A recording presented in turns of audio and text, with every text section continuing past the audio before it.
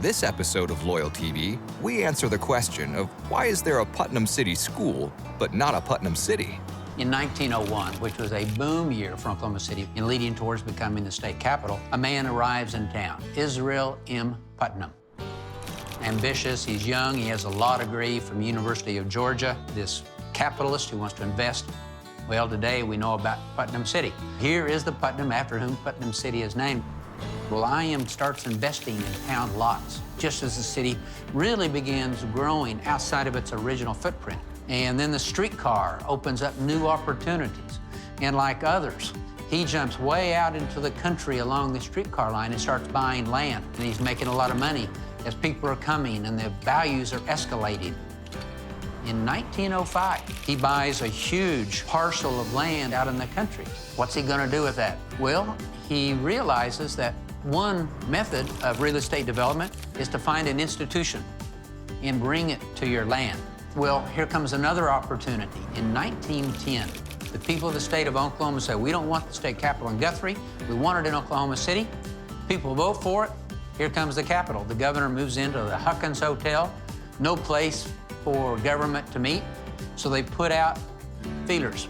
Where can we build a new state capital? And they asked for proposals. Well, I.M. Putnam, one of the most aggressive developers at the time, he approaches the state, but realized this is about 4 miles north of town and about 4 miles to the west. This is really before automobiles became popular. City leaders said, nah, we gotta have something closer to downtown, and choose another proposal for 40 acres at what we now call 23rd and Lincoln.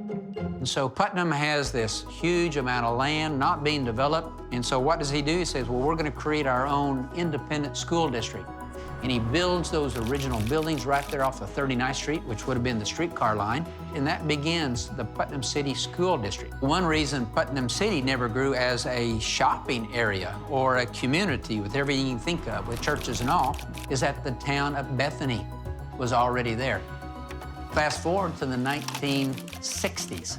As people are looking to get out of the Oklahoma City public school system, where can they go to neighborhoods that are being developed where it's not too far away from work, not too away from churches, not too away from shopping?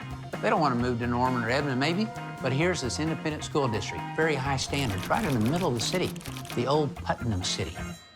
The school district would survive to what we have today. But to understand Putnam City's story, to understand the school district story, to understand Bethany's story, you have to go back to 1910 when one entrepreneur, one businessman, made this bold proposal to bring the state capital to that piece of land. Didn't happen.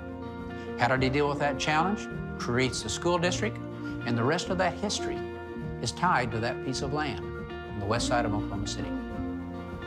Thanks for joining us. Come back next week for the best Oklahoma stories you've never heard.